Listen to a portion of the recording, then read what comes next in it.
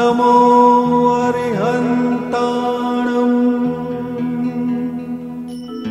नमो सिद्धाणं नमो आयर्याणं नमो वज्जायाणं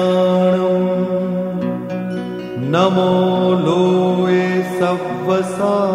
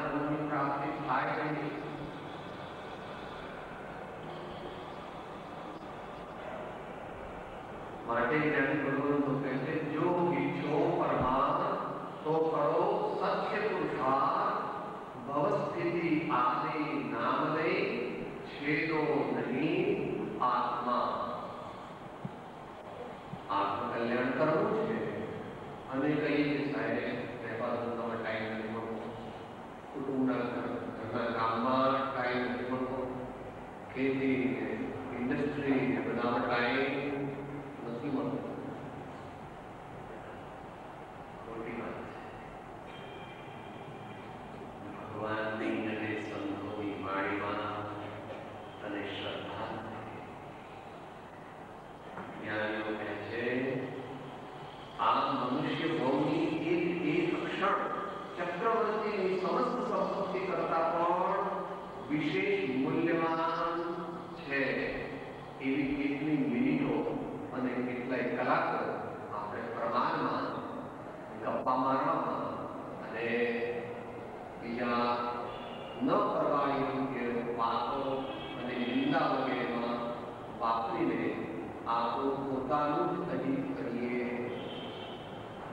બીજા કોઈ નુકસાન નથી. નુકસાન તો આપણને જ છે, પણ આપણે જાણતા નથી, અજ્ઞાનમાં છીએ, પ્રમાદમાં છીએ. લોક સંજ્ઞામાં છીએ, ઓમ સંજ્ઞામાં છીએ, એટલે આપણને એમ લાગે કે સાહેબ હું તો બધું બરાબર છે.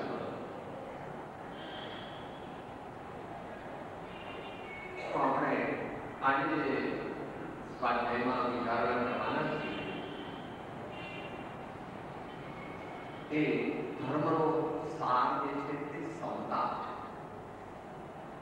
ધર્મનો સાર કહો અથવા પરમ ધર્મ કહો તે સમતા. હવે સમતાની પ્રાપ્તિ કરવી હોય આપણે તો આપણા જીવનમાં અનાગ્રહી non-dogmatic approach in all aspects of your life. Non-dogmatic approach. हठाग्रह नहीं, कलाग्रह नहीं, मताग्रह नहीं, व्यक्ति आग्रह नहीं, दुराग्रह नहीं, तो कभी शेनो आग्रह? सत्यનો આગ્રહ અને સદગુણોનો આગ્રહ. ગાંધીજીએ સત્યાગ્રહ કર્યો તો એ દુનિયામાં મોટા કહેવાય. ભગવાન કહે છે સત્યને અનુસરવું છે.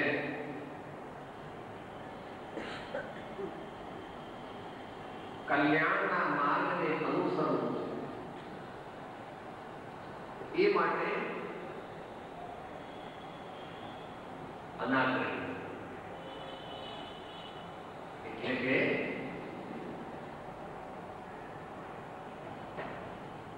સાદી ભાષામાં એને સાપેક્ષવાદ. ભગવાન મહાવીર તેને અનેકાંત પારમેશ્વરી વિદ્યા કહે છે. ભગવાન શું કહે છે? અનેકાંત પારમેશ્વરી વિદ્યા. ભલે આપણને તમને તો કઈ સમજણ પડતી, સમજણ તો બધી પડે. દુનિયામાં તો તારો ડંકો લાગે તો સમજણ કેમ નથી? સમજણ પાડતી નથી એવું છે. પણ હવે પાડવી. જે ક્ષણથી સત્પુરુષનો ભેટો થયો, સત્સંગનો યોગ થયો, સદગુરુનો યોગ થયો, ભગવાનની વાણીનો યોગ થયો, તે દિવસથી આપણે જાગૃત થઈ ગયો. આપણે આપણું જીવન બદલવા માંગીએ છીએ. આપણે આપણા જીવનને સુધારવા માંગીએ છીએ. કારણ કે આપણે શાંતિ, આનંદ, કલ્યાણ. સંતોની વાણી જીવીએ પછી આપણો વિષય ચાલુ છે. દરરોજ પૂછ્યું કેટલી સુધારી વૃત્તિ, કેટલી બગાડી, કેટલી સુધારી વૃત્તિ, કેટલી બગાડી, કેટલી સુધારી વૃત્તિ, કેટલી બગાડી, કેટલી સુધારી વૃત્તિ, કેટલી બગાડી. કયા માટે ચાલી રહી જિંદગી નિગાડી, કયા માટે ચાલી રહી જિંદગી નિગાડી. પ્રભુ પંથ પામવાને પાટા બદલાવજો, પ્રભુ પંથ પામવાને પાટા બદલાવજો. હે પ્રભુ પંથ પામવાને પાટા બદલાવજો, પ્રભુ પંથ પામવાને પાટા બદલાવજો. આ જિંદગીના ચોપડામાં સરવાળો બાંધજો, આ જિંદગીના ચોપડામાં સરવાળો બાંધજો. મનને મહેતાજી કરી કામે લગાડજો, મનને મહેતાજી કરી કામે લગાડજો. આ જિંદગીના ચોપડામાં સરવાળો બાંધજો, આ જિંદગીના ચોપડામાં સરવાળો બાંધજો. એ વાત ચાલે.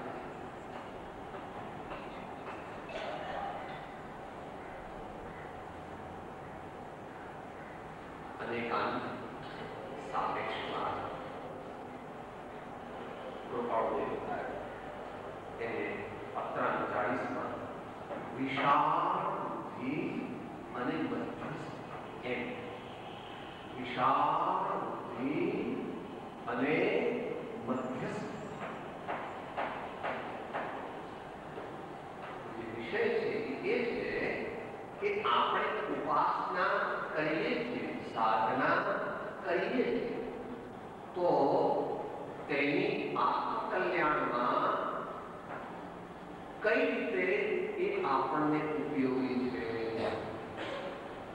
આત્મકલ્યાણની પ્રાપ્તિમાં ઉપાસનાના ભિન્ન ભિન્ન સાધનો કેવી રીતે આપણને ઉપકારી છે એ વિશે આપણે સાદી ભાષામાં અને અહીં ગુજરાતી સમાજ મુખ્ય છે એટલે પરમ કૃપાળુ શ્રી રાજચંદ્રજીની શ્રી આત્મસિદ્ધિ શાસ્ત્રના માધ્યમથી સમજીશું બધું, પણ માધ્યમ શ્રી આત્મસિદ્ધિ શાસ્ત્રનું રાખવું. એટલે આપણે વિચારણામાં આગા પાછા બાળક હોય એ મમ્મી સાથે જાય પણ નાનું 3-4 વર્ષનું હોય તો મમ્મીની આંગળી પકડી રાખે, નહીં તો બાજુ બાજુ થઈ જાય તો આજકાલ ટ્રાફિક બહુ હોય તો એક્સિડન્ટ થઈ જાય. એટલે આપણે આધ્યાત્મિક જીવનમાં બાળક છીએ એટલે આપણી મમ્મી કહો કે પપ્પા કહો એ બધા ભગવાન અને સદગુરુ એમની આંગળી પકડીને ચાલીએ તો આપણને એક્સિડન્ટ ન થાય, આપણને વાગે નહીં, આપણે એકલા ખોવાઈ જઈએ નહીં. એટલે આપણે સત્પુરુષો જ્ઞાની પરમાત્માઓ તેમને આગળ રાખીને એટલે તેમની વાણીના અવલંબન દ્વારા આપણા આત્મકલ્યાણનો પ્રયત્ન કરવો. તો તે સાપેક્ષવાદની વાત આપણને સમજાવે છે. પહેલી ગાથામાં એટલે આમ ગાથા બીજી એમાં આ કાળનો જરા નિર્દેશ કરી પછી સબ્જેક્ટ રજૂ કાળમાં મોક્ષ માર્ગ બહુલો વિચારવાત્માથી ભાગ્યો પત્રયો. इसमें क्या नहीं कोई क्रिया जड़ से रहा शुष्क ज्ञान માં કોઈ માને માર્ગ મોક્ષનો કરુણા ઉપજે જોઈ. આપણા સમાજમાં ધર્મ માર્ગમાં શું ચાલી રહ્યું છે એનો નિર્દેશ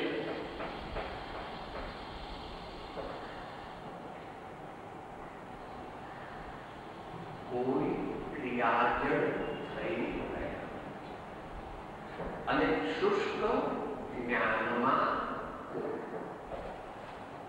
બે પ્રકારના મોટી ભૂલવાળા મનુષ્યો એટલે આપણે આપણામાંથી જેને જે લાગુ પડતું હોય તે સમજી લે.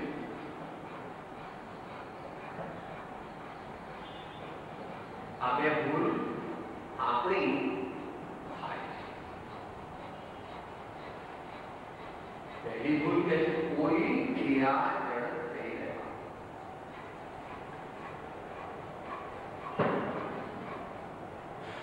ક્રિયા જડ એવો શબ્દ વાપરે છે. ક્રિયા તો સાચી છે, ક્રિયા તો સારી છે.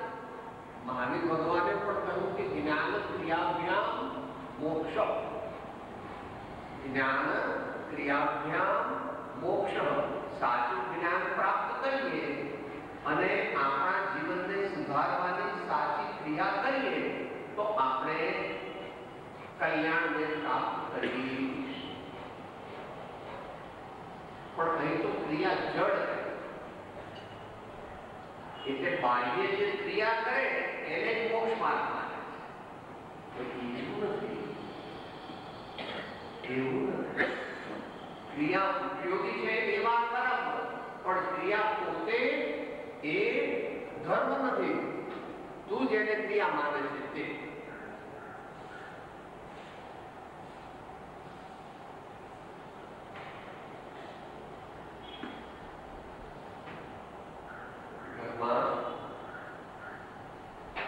ઘીની બરણી હોય અને સાસુ એમ કે બેટા ઘીની બરણી લાવ, આપણા ઘરમાં તો ઘીની બરણી નથી, આપણા ઘરે તો સ્ટીલની બરણી છે. અરે ભાઈ, જે ઘી રાખ્યું છે જેમાં સ્ટીલની બરણીમાં એ નામ એમ કહ્યું એમ એનો અર્થ સમજમાં આવ્યો.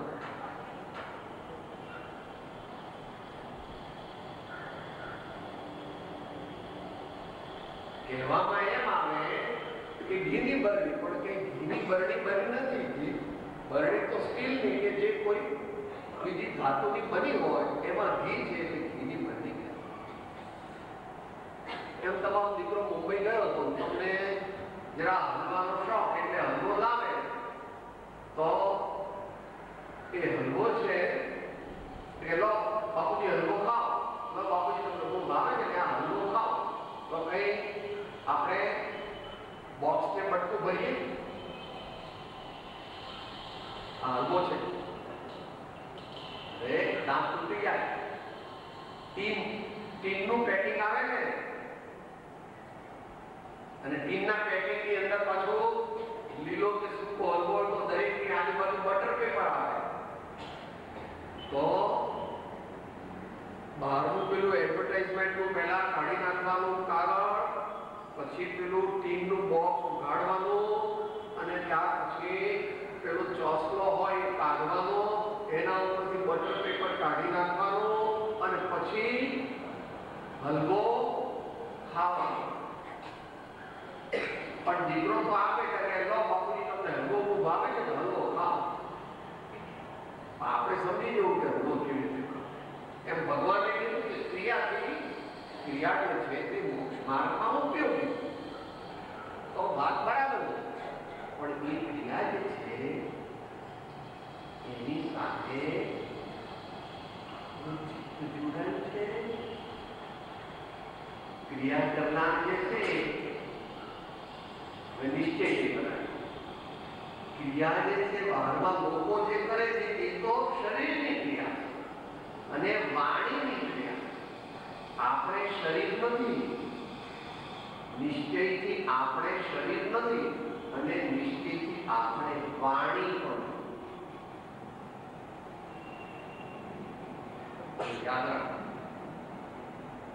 દુનિયાથી દૂર, અત્યારે તો દુનિયામાં તો શું કહે છે, આપણે શરીર એટલે અત્યારે સૌથી વધારે શું ચાલે, હેલ્થ ક્લબ અને બ્યુટી પાર્લર. શું ચાલે તમારે અત્યારે દુનિયામાં? અત્યારે જમાનો શેનો? હેલ્થ ક્લબ અને બ્યુટી પાર્લર. કેમ? કારણ કે આપણે શરીર છીએ એમ આ પશ્ચિમના લોકો બધા માને છે, એટલે અત્યારે આપણે એવું માનવા દઈએ કે પશ્ચિમમાં જે લોકો એ બધા ભગવાન, અને આપણે બધા તો અભણ, જંગલી અને પછાત. અને આ બધા જે અમેરિકા વાળા હોય કે આ જે કોઈ આપણે કોઈ વ્યક્તિ કે કોઈ દેશની વાત નથી, આપણે તો સિદ્ધાંત પરમ સત્ય શું છે આપણે માનીએ તો પણ આપણે આત્મા છીએ. અને આ દુનિયાના મનુષ્યો માનતા નથી કે સાહેબ તમારા જેવા અભણ લોકો, અંધશ્રદ્ધાળુ લોકો કે આ પૂર્વે પેલા આ કોઈ રાજાના દીકરાના કૈલાની બાબા થઈ ગયા, અથવા કોઈ એવા વનવાસી જૂના જમાનામાં તે વખતે તો આ કોમ્પ્યુટર નહીં, આ ટીવી નહીં, આ ઇલેક્ટ્રોનિક્સના સાધન નહીં, આ મર્સિડીઝ ને બધી ગાડીઓ નહીં, એ વખતે પ્લેન ને જેટ ને હેલિકોપ્ટર નહીં. એટલે આવું બધું એ જમાનામાં બરાબર છે. અત્યારે તો આ જ સાચું, આત્મા બાત્મા કઈ છે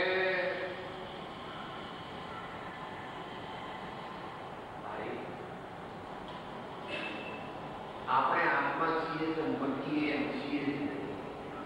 ગમે તેટલું કરીએ તો પણ આપણે આત્મા મટી શકીએ એવી વ્યવસ્થા આ વિશ્વમાં છે, કારણ કે આપણે ત્રિકાળ ટકવા વાળી વસ્તુ છે. સર્વ આર્ય શાસ્ત્રોમાં આ પ્રમાણે નૈન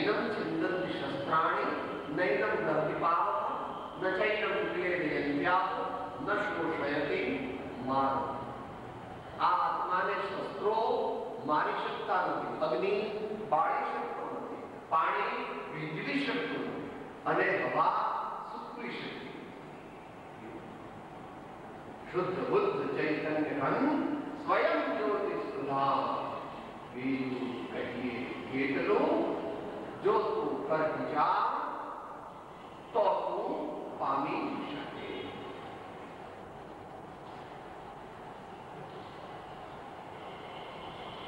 જે પણ કંઈ આપણે ક્રિયા કરવી જોઈએ ભગવાનની આજ્ઞા. ભગવાને પૂછ્યું કે પ્રભુ મારે શું કરવું તો મારું કલ્યાણ. તો એનો મહાવીર પ્રભુની આજ્ઞાથી આચાર્ય શ્રી પદ્મનંદી એનો જવાબ આપ્યો કે હે ભાઈ, હે વત્સ, તું હમણાં ગૃહસ્થ શ્રાવક છો તો તારે હંમેશા દરરોજ 6 વસ્તુ કરવી જોઈએ. તારે દરરોજ 6 વસ્તુ ઓછામાં ઓછી કરવી જોઈએ. એક, પરમાત્માની ભક્તિ કે પૂજા કે દર્શન કે એ પ્રમાણે એમના ચિત્રપટનું અવલોકન, સંતોનું સમાગમ, ગુરુઓની સેવા અને તેમની વૈયાવૃત, ગુરુ ભક્તિ. ત્રીજું, સ્વાધ્યાય. પ્રયોજનભૂત તત્વ, આત્મા અને અનાત્માનો વિવેક પામવા માટે જ્ઞાની પુરુષોની અનુભવવાણી, તેનું આપણે પર્યટન કરીએ, પરિચય કરીએ, સંતો દ્વારા ભગવાનની વાણી સમજીએ. એનું નામ સ્વાધ્યાય. સ્વાધ્યાય એ આ કાળનું પરમ પદ છે. શ્રેષ્ઠ તો 3 કાળમાં તો ધ્યાન છે, પણ આપણા જેવાને ધ્યાન જેવું જોઈએ તેવું એકદમ લાગતું નથી. એટલે જ્ઞાની પુરુષો આપણને સ્વાધ્યાયની ખાસ ભલામણ, અને એ સ્વાધ્યાય પોતાની જાતે એકલા નહીં, સત્સંગના માધ્યમ, સદગુરુના માધ્યમ. એનું નામ જ્ઞાન માર્ગ. અને એવી રીતે ધીમે ધીમે ધીમે ધીમે જ્ઞાન પ્રાપ્ત કરવાની વાત આપણને અહીંયા આત્મસિદ્ધિમાં 9મી ગાથામાં થઈ છે અને મૂળ માર્ગમાં પણ થઈ. એ બંને કડી આપણે બોલીએ. સેવે સદગુરુ ચરણ દે ત્યાગી કઈ નિજ પક્ષ, પામે તે પરમાર્થ ને નિજ પદનો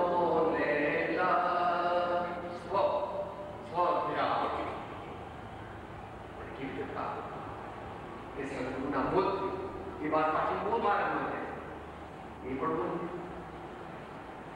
અધ્યાત્મ પદ્ધતિથી, આધ્યાત્મિક પદ્ધતિથી જે દેહા દેખે ભિન્ન આત્માને ઉપયોગી સદા વિનાશ મૂળ માર્ગ સાંભળો જીનનો ને એમ જાણે સદગુરુ ઉપદેશથી, એમ જાણે સદગુરુ ઉપદેશથી કયું જ્ઞાન તેનું નામ ખાસ મૂળ માર્ગ સાંભળો જીનનો રે, મૂળ માર્ગ સાંભળો જીનનો રે. જો અને ગાના કે સાહેબ અમે તો આવા બહુ દિલ્હી ને કલકત્તા મદ્રાસ ને હૈદરાબાદ ને રહીએ તો આપણે તો કોઈ સંતો સત્પુરુષો પેટો ખાસ થાય નહીં, તો અમારે પછી શું કરવું?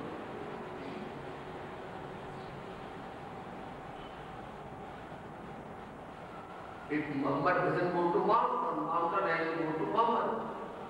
Either bi-directional movement. અંતરમાં જિજ્ઞાસા નથી રહેતું કે મારે આત્મકલ્યાણ કરવું છે. મહાવીર ભગવાન એ કહે છે, સર્વ સંતો ધર્માત્માઓ ઋષિમુનિઓ કહે છે હે ભાઈ તું ચૈતન્ય તત્વ છે, હે ભાઈ આત્મા, હે ભાઈ તું આનંદનું ધામ છો. સાહેબ તો છોકરાઓ તો જગાય, મને તો મારા બંગલામાં જ ઊંઘ આવે, મારો પાછો બેડરૂમ જોઈએ, મારું જ એર કન્ડિશન, મને બીજી ગાડી ન ભાવે, મને તો મારી જ ગાડી વાળો ભાવે, અને મને તો મારી જ સાડી વાળો ભાવે, અને મને તો મારા જ ઘરે ના આવતો ભાવે, મને તો દેરાણીને ન ભાવે, જેઠાણીને ન ભાવે, સાસુના ન ભાવે.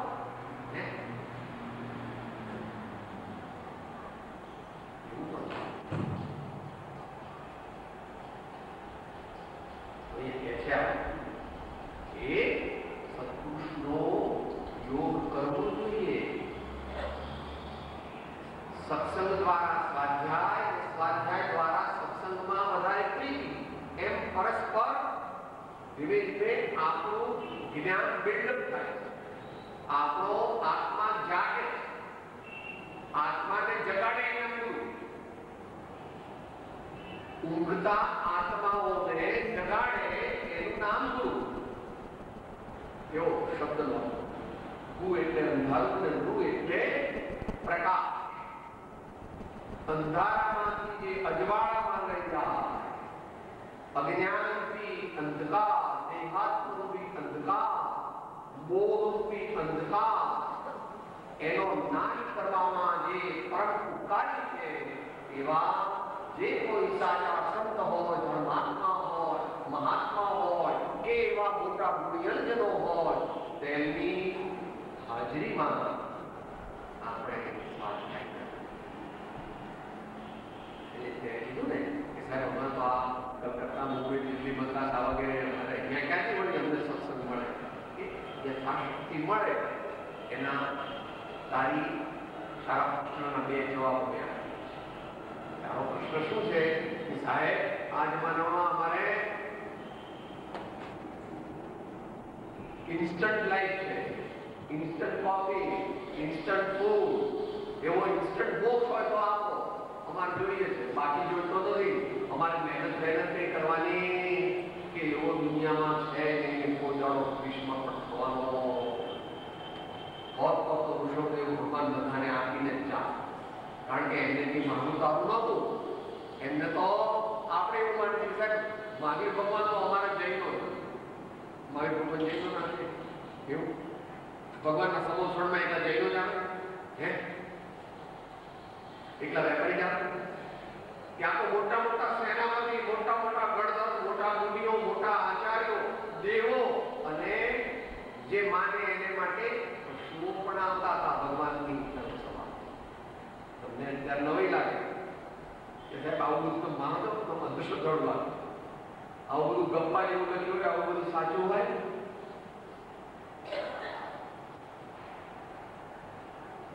એ તારા પ્રશ્નના બે જવાબ.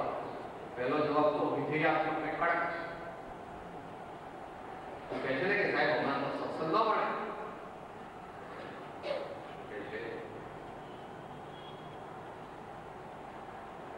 તારે ગુરુની શોધ કરવી જોઈએ.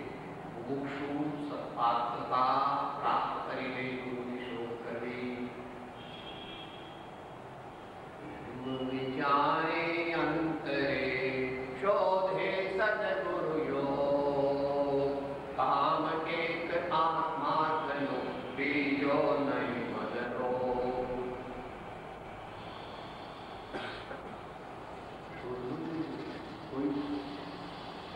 સાધન શોધવા કેટલો પ્રયત્ન કરે છે. દીકરીને માટે સારા સારા જમીન શોધવા માટે હોંગકોંગ ને બેંગકોંગ ને લોસ એન્જલિસ ને બધે જઈ આવે. અને આત્માના કલ્યાણ માટે તૈયાર થતો નથી. માટે એમ નક્કી થાય છે કે પોતાનું કલ્યાણ કરવાની જિજ્ઞાસા નથી અને ભવિષ્ય પૂર્ણ અંધકાર અત્યંત દુઃખદાયક છે. જે ધર્મ કરતો નથી તેને માટે આ જન્મમાં પણ દુઃખ જ દુઃખ છે અને પછી ઘડપણમાં અને પરભવમાં મરતી વખતે અને પરભવમાં તો ઘણો આવી ધર્માત્માની ભાવના હોવી જોઈએ. નક્કી કરે કે હું પદ તમે બોલો છો, આપણે જીવીએ એટલે વિશેષ પડે. બહુ ફિલોસોફી ફાવે નહીં ને.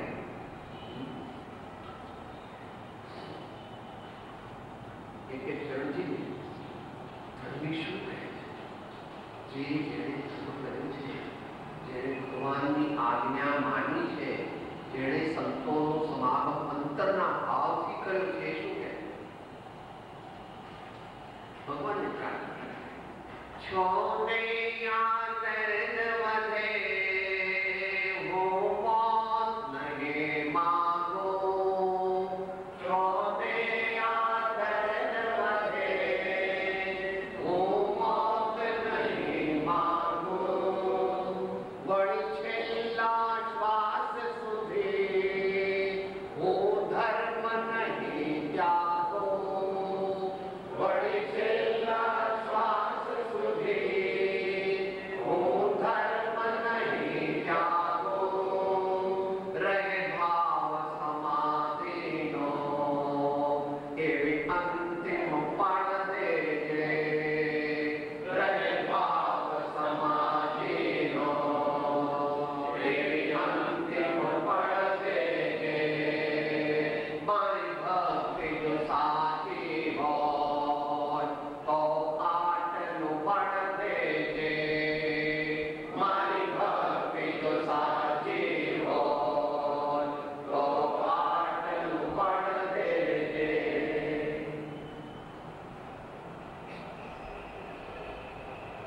એટલે એનો વિચાર એ અંતરે શોધે સદગુરુ કામદેવ આત્મા કયું બીજો નહીં. પણ મારા સ્વામી ઘણા જતા તમે તમારી બાના હંમેશા પ્રમાણ કરો છો કે સાહેબ મારી બાને તમે ઓળખતા નથી, હું ઘેર પહોંચું તો ખાય નહીં. અરે મારે 1-2 વાગે તો હું ઘણી વાર ફોન કરી દઉં કે બા આજે મારે કામ છે ને, તું જમી લેજો, જમી લેજે. જરા બહુ એવું લાગે તો સહેજ છાશ કે દૂધ પી લે, પણ આમ ના પછી સુરેશ આવ્યો ને, રમેશ આવ્યો ને, હું ન જઉં ત્યાં સુધી મારી માં, તમારી માં જેટલી ઉદાર છે, જેટલી વિશાળ ચિત્તવાળી છે, જેટલી પ્રેમવાળી છે, એના કરતા હજારો ગણો જેના હૃદયનો પ્રેમ છે, એવા તીર્થંકર ભગવાન અને એવા જ્ઞાની સંત પરમાત્મા છે.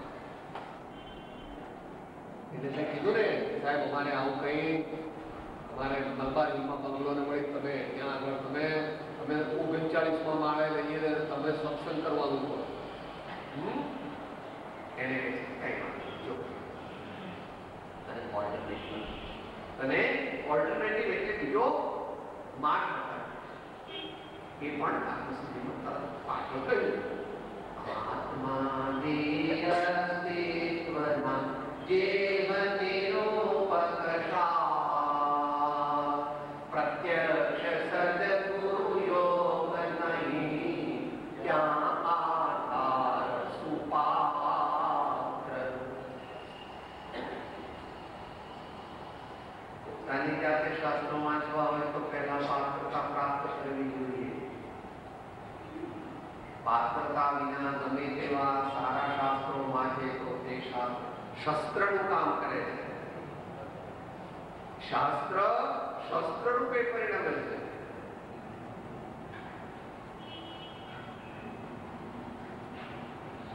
તો અહીંયા જ્ઞાન પ્રાપ્તિ માટે આપણે આજકાલ બુદ્ધિવાદના જમાનામાં એવું થઈ ગયું કે સાહેબ આ સત્સંગમાં શું દાખ્યું છે, આ સદગુરુમાં શું દાખ્યું છે, એ કઈ થોડો આપણને આત્મા આપી દેવાનો છે. દરેક દ્રવ્ય સ્વતંત્ર અને કોઈ દ્રવ્ય કંઈ કરતું નથી. માટે ગુરુની અને ભગવાનની કોઈની જરૂર.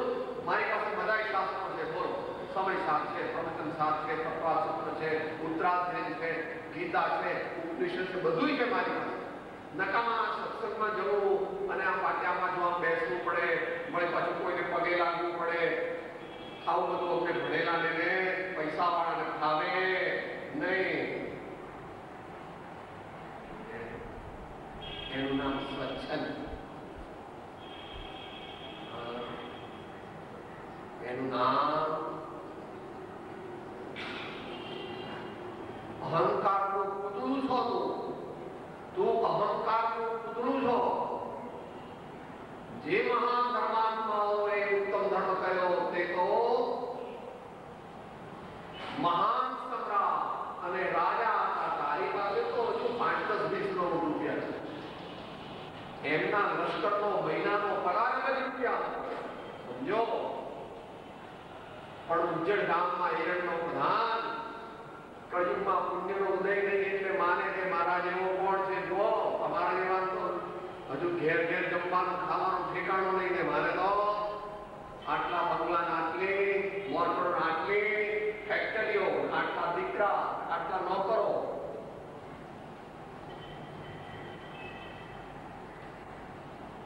ये दिन भी चला जाए, ये दिन भी चला जाए. पुण्य कोઈનું સ્થિર રહેતું નથી. પુણ્ય તત્વ તે ક્ષણિક છે, તે ચૈતન્ય નથી. ચૈતન્ય શાશ્વત છે. પુણ્ય અને પાપ એ તો દો દિન કા ખેલ હૈ. કરોડપતિ કરોડપતિ થઈ જાય, કરોડપતિ કરોડપતિ થઈ જાય માટે એનું અભિમાન કદાપી કરવું નહીં. તો જે એમાં આત્માને મૂંઝવવો પડે એ ખાસ અમૂલ્ય શબ્દ વિચારમાં બોલો છો ને. લક્ષ્મી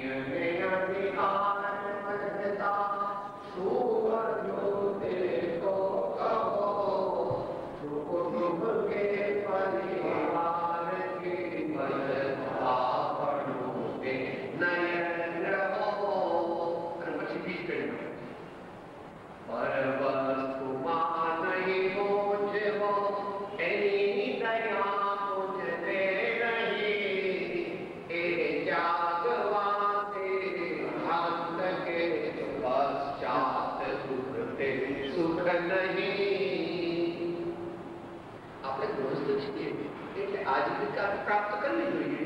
ધંધો, વેપાર, નોકરી, ડોક્ટરી, વકીલાત, ચાર્ટર્ડ એકાઉન્ટન્ટ, ખેતી કે જે પણ આજીવિકાનું સાધન 8 કલાક 9 કલાક પ્રાપ્ત છે. પણ આખો દિવસ આપો, સવારે કમાવાનું, બપોરે કમાવાનું, સાંજે રાતના આવું બધા સુઈ જાય તો ફાયદો નહીં છે. ત્યારે જરા આટલી બધી ફાયદો નહીં અને પાછું ચાર ઓફિસ તરત ફાયદો બધા રાતો અત્યારે 2 વાગ્યા હોઈલા હોઈલા એવું ખબર પડે. આ જમાનામાં ભગવાન પણ આમ તો ત્રણેય કાળમાં ભગવાન તરીકે લોકો એને માને છે. પણ એમ છે નહીં. શું કરે? જડ તે ચેતન થાય નહીં ને ચેતન તે જડ થાય નહીં. પર વસ્તુમાંથી મને સુખ મળી જાય એવી વિશ્વ વ્યવસ્થા કોઈ જ્ઞાની ભગવંતોએ સ્વીકારી નથી.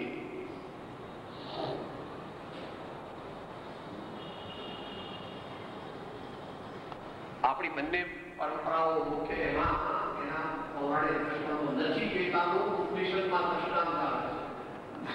અમે સાંભળ્યું છે, ન સાંભળ્યું તો વાંચી. અને આપણામાં અનાદિ મુનિનું દ્રષ્ટાંત આવે છે. આપણામાં બહુ છે, કારણ કે આપણો ધર્મ વૈરાગ્ય જ્ઞાન, વૈરાગ્ય જ્ઞાન જમ્મુ સ્વામી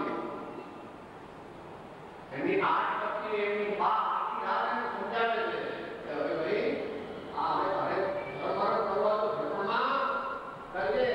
અત્યારે લગ્ન કરી જવા પડે. હવે આમાં કઈ ઉપાય? જમ્મુ સ્વામી સવારના 5 વાગ્યા જીતી જાય છે. સ્પિરિચ્યુઅલ ડાયલોગ થાય છે.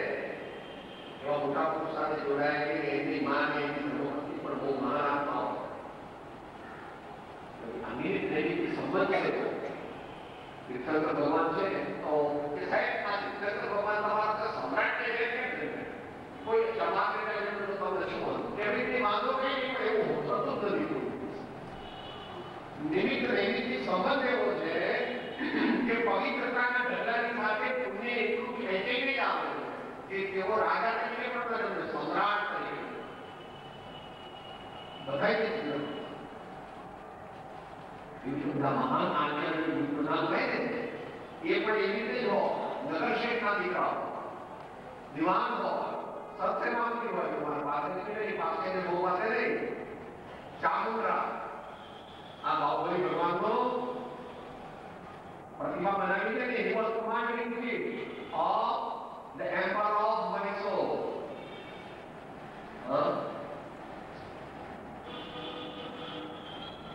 એટલે સ્વાધ્યા એ ત્રીજી આજ્ઞા ભગવાન પરમાત્માની ભક્તિ ભાવપૂર્વક કરવી, સંતોનો સમાગમ અને તેમની સેવા વગેરે ભાવપૂર્વક કરવા, સ્વાધ્યાય સમજીને કરવો, કોઈ સંતના આશ્રય કરવો, પ્રથમ ભૂમિકામાં વૈરાગ્ય વધે, ઉપશમ વધે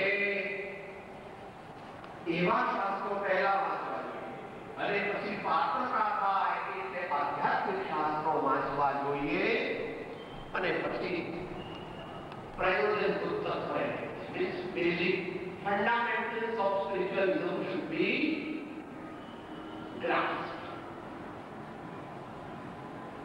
પ્રયોજનભૂત એવા નવ તત્વોનું જ્ઞાન સત્પુરુષ પાસેથી પ્રાપ્ત કરી અને પછી હે એટલે છોડવાયું, જ્ઞે એટલે જાણવાયું અને ઉપાદે એટલે સ્વીકારવાયું, આરાધવાયું, ઉપાસવાયું એમ સ્વાધ્યાય કરવો જોઈએ.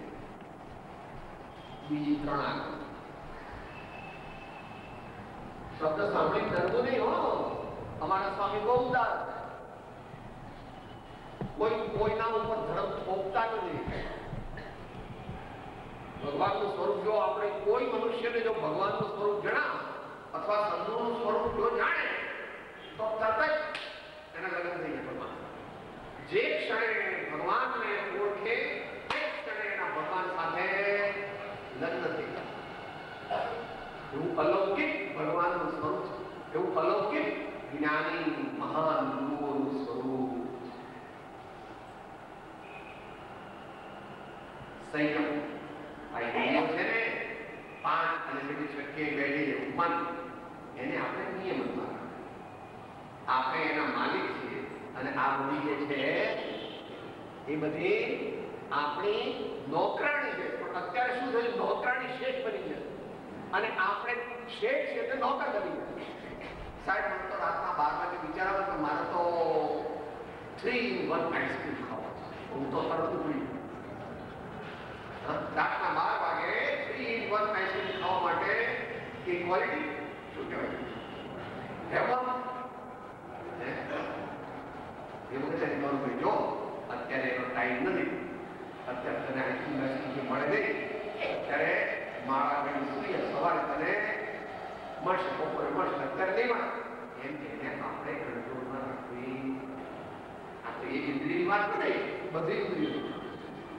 એના માટે કોઈને વિશેષ વાંચવું હોય તો શિક્ષા 868 શ્રી મોક્ષમાળા એનો શિક્ષા 868 અને બીજો શિક્ષા પાઠ 100 એટલે 100 એ બેમાં એનું સ્વરૂપ બતાવ્યું છે. ત્યાંથી વાંચવું, વિચારવું, સમજવું તો એ સંયમ જે છે બરાબર છે. અને તપ પણ સંયમ સાથે જ જાય છે.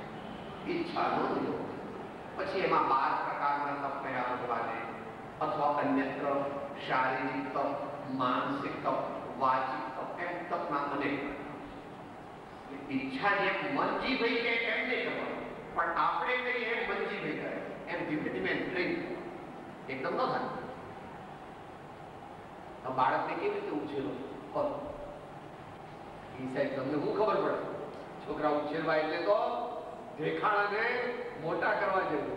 હા માં કોઈ વાર એને ચોકલેટ આપે, કોઈ વાર પૌવો આપે, કોઈ વાર મમરા આપે, કોઈ વાર વળી બહાર ગયો તો તેડી લે, થાકી જાય નાનો હોય અને જરાક 6-8 વર્ષનો ડબ્બો થઈ જાય તો જરાક કેવી રીતે કે હવે જમવાનું થાક લાગે છે, આંગળી પકડી ચાલ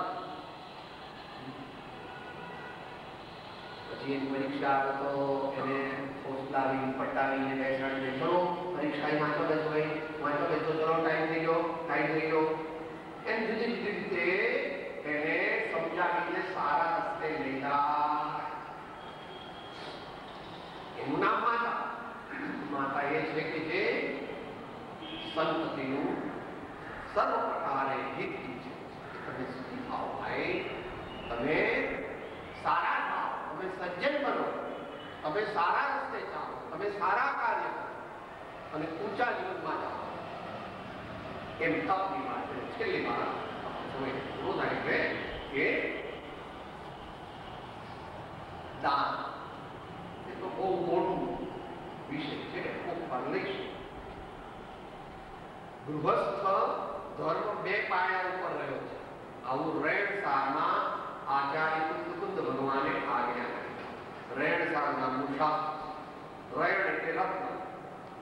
રત્ન 3 છે: સાચી શ્રદ્ધા, સાચું જ્ઞાન અને સાચું આચરણ. એ 3 રત્ન. એનો સાર કે છે એમાં શ્રાવક ધર્મ બે વસ્તુ પર ટકે છે. શ્રાવક ધર્મ એટલે આપણે બધા છીએ એ ગૃહસ્થ ધર્મ. બે વસ્તુ પડે. એક ભગવાન અને સદગુરુ અને સંતોની ભક્તિ, અને બીજું તે દાન. એટલે કે લોભ ઘટાડી અને મૂર્છા ઘટાડી અને પોતાની સત્પાત્રતા વધારી અને પોતાની વસ્તુ જે કહેવાય છે દુનિયામાં ધન આદિ, એ લોકોના ઉપકાર માટે, સત્કાર્યો માટે, ધર્મ કાર્યો માટે છૂટથી વાપરવું અને અનુકંપા દાન પણ કરવું. કોઈ પુરાવું, કોઈ ધરતીકંપ થયો, કોઈ વાવાઝોડું થયું, કોઈ એવો અકસ્માત થયો તો સર્વને મદદ કરવામાં તત્પર રહ્યો. આ પ્રમાણે આપણે આજે ઇન્ટ્રોડક્શન એટલે પ્રસ્તાવના રૂપે વિચાર્યું કે શું કરવું જોઈએ. હવે શું કરવું એ જાણો, કેવી રીતે કરવું એ પાછું જાણો. ક્રિયા જળ થવાનું નથી અને શુષ્ક જ્ઞાની પણ થવાનું નથી. એ કેવી રીતે એ આપણે યથા સમય વિચારીશું. અત્યારે આપણે કરીએ. સર્વથા સહુ સુખી થાઓ, સમતા સહુ સમાન કરો, સર્વત્ર દિવ્યતા વ્યાપો, સર્વત્ર શાંતિ વિસ્તરો, દેવ સાજે નિદશા વર્તે દેવાતી, તે જ્ઞાની ના ચરણમાં ઓ વંદન કરી. અલગરો દેવ પરમ કૃપાળો દેવ ત્રિલોકનાથ સદ સંતન કી આનંદ.